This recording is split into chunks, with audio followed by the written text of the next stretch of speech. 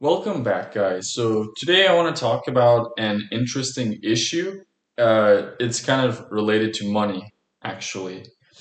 And since we're in Mental Health Month, Mental Health Awareness Month, the month of May, I just want to mention how something positive can also turn into something negative when it's least expected. So about a week ago, maybe a week or two ago, I'm not really sure. But I remember reading on Yahoo or another news related site that basically people in the US who are planning to um, host fans of the 2026 FIFA World Cup are struggling big time, from what they claim, to get sufficient bookings.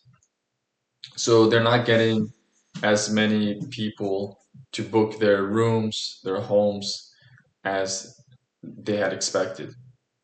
So why is it that Airbnb owners are having problems hosting for this upcoming major sporting event? So what are the issues at play here? Like what's creating this disruption? What's making potential fans refrain from uh, you know, booking listings on Airbnb. What's going on here? So let's take a look at some possible factors. So I'm not sure about the first one. This isn't a new issue. I don't think this one's particularly at play. So one factor could be strict and confusing short-term rental laws. So think about some, really tight rules related to Airbnb rentals. Like think about New York City. They're really tough on this usually, which is why people book listings in, New Jersey, Pennsylvania, other places instead. So the thing is, like some places, some locations, they have really tight restrictions and they just don't allow you to run an Airbnb in the first place. It's just the way it is because they think it might threaten, hotel business and, other kind of accommodation related businesses. So that could be one factor. I'm skeptical of that because it's not something new, and this is something we've known about for many years. So I don't think this factor's at play. It's just a minor issue. But this other factor, I think this is playing a major role in preventing people from booking Airbnbs for the upcoming World Cup. So many of these hosts just assume that these soccer or football fans would book far in advance, like let's say 6 months ahead of time or whatever. But that hasn't really happened for the most part. So, listings in some cities are partially booked. So not all cities are receiving any bookings, and of the ones that do, they've got a few bookings here and there. So it's kind of sparse. And part of the problem is that these hosts, they really want to exploit the situation. They see this as a business opportunity. So they're just raising the prices, and that might explain why it's scaring off some of these potential fans and visitors.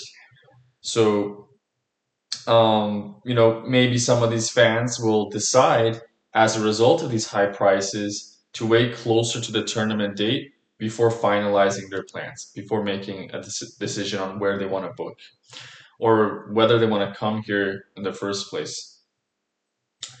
Um, Now, another factor that's important to consider here involves high travel costs, and the demand can be uncertain. So, even though the World Cup is a huge event, still it's not 100% guaranteed that the demand is there, at least in every single World Cup event. So, the thing you have to take into account is flight cost. They're getting more and more expensive over time, and the services are starting to suck. It doesn't matter whether you're using like some kind of budget carrier, uh, internationally, domestically, whatever, or even some kind of top tier service like Southwest or something. They've been struggling with some issues lately when it comes to seating, window seats, cancellations, a little bit of everything, to be honest. And with these ongoing wars, especially the wars in the Middle East, the cost of fuel has skyrocketed. So it makes it difficult to sell flight tickets to fans because it's just not worthwhile for them to pay that much money, perhaps. So flights become expensive, tickets related to the event are already expensive, and just the overall travel costs are quite costly. This limits the amount of potential people who are inclined to come for the World Cup. Um, but think about like travel laws as well, international travel laws, because maybe in recent times, in recent years, at least under the Trump administration, it's not easy to get a visa for any reason. And a lot of this just has to do with politics. So Trump might give a little bit of like leeway for some countries because he's close to their leaders or their politics, whereas with some other countries, particularly the left-leaning ones, maybe he's going to apply little pressure on them and take out his anger on, the people of those nations. And that happens with like every administration, but under Trump, it's just been a little bit more strict. So that can reduce turnout as well for this major event. And another thing you want to think about is maybe the Airbnb rentals are far from the stadiums, some of the ones being offered.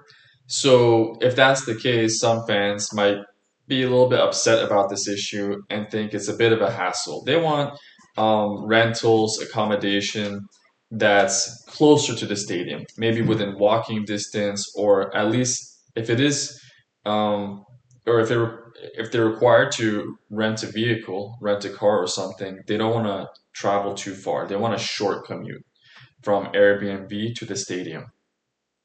And so that could be something some of them take into account.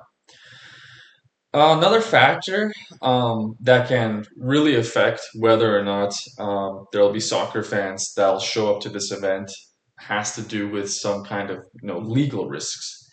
So there are some unusual like legal pitfalls, limitations, because in some US states, if a guest stays around 30 days or more, then they can automatically gain tenant rights. So for the owners of the air, for the host of the Airbnbs, that makes it a little bit of a tricky situation because it can be difficult to evict them later on. But this one doesn't seem to make much sense to me because I don't think most, you know, soccer fans visiting the US for the World Cup want to stay here for 30 days or longer, like for a month. That I don't think that's going to be the case. They might stay for 2 weeks or something. I think that's more realistic. So with this factor, I'm not quite sure about it. And because they think that maybe because of this, some homeowners they're going to be hesitant or reluctant to rent out, their accommodation in the first place. But I don't think that's what's going on here. Another factor that could be affecting why many haven't booked any Airbnbs yet might have to do with, say, um, the high upfront costs. Because the thing is, the host they're just renovating their places, they're adding new furniture, they're making upgrades, and this could easily cost tens of thousands of dollars, depending on how much they're willing to invest, of course, to just attract fans and stuff, to make the place look really nice and appealing. But um, the thing is, the thing that makes this situation crazy is they're not guaranteed to even break even with those kinds of costs. It's a lot of money they're putting down, and there's no guarantee they're gonna still receive sufficient bookings. So that's something to consider. And finally, there could be uh, an interesting kind of effect going on where a lot of these potential visitors who are thinking about visiting the U.S., visiting America for the World Cup, um, they might be thinking like, let's hold out till the last minute when it comes to booking a place because maybe suddenly there's gonna be a bunch of last minute people joining Airbnb, and in that last minute they're gonna be hosting more places. So right now you have a certain set of Airbnb owners that are offering their place in advance, months ahead of time. But fans might think, hey, maybe a month, close to the actual event, or a few weeks close to the actual event, or whatever, some arbitrary date, maybe we'll see more listings, and then we can take advantage of the situation because if there's a lot of competition, what's going to happen? A lot of competition closer to the event, prices will naturally have to come down, and that's good if you're the person who's just going to be booking the Airbnb, the person who's the guest, not the person who's the host. That's going to suck for the host because they have to kind of compromise. There's too much competition. They got to bring the room prices down. And if that surge in demand isn't quite there, if it isn't met, a host could be scrambling to find guests, and they're just straight up empty-handed. They're screwed, essentially. So I just wanted to point that out because people, as humans, it's normal. Like patterns are part of our human history, and sometimes we see like certain plans end up becoming successful because they simply worked in the past. So, maybe when there were like World Cup events in Qatar or Russia or Brazil, whatever, maybe when it came to Airbnb or just accommodating World Cup fans, they found a lot of success in those countries, in those nations. But that doesn't necessarily mean the same degree of success will repeat itself again in the US or even Mexico, Canada, which are also hosting the World Cup. So things can change on a whim. And we already see that. Like this year, we have a lot of wars, we have a lot of economic problems, and many people think we're already in a recession. We just haven't found the bottom yet. So life can be unpredictable like that. So, the future is never guaranteed.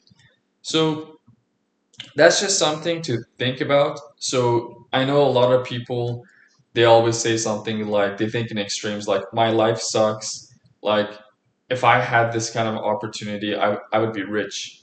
But no, it's not always the case. These people who are probably spending thousands of dollars to upgrade or renovate their places, they're not having success right now. So, sometimes people who are well off can face issues too. So, that's just life. Don't be too negative all the time. Try to be positive but realistic and accept like, shit happens sometimes. Anyways, please like, share, and subscribe, and I'll see you in the next one.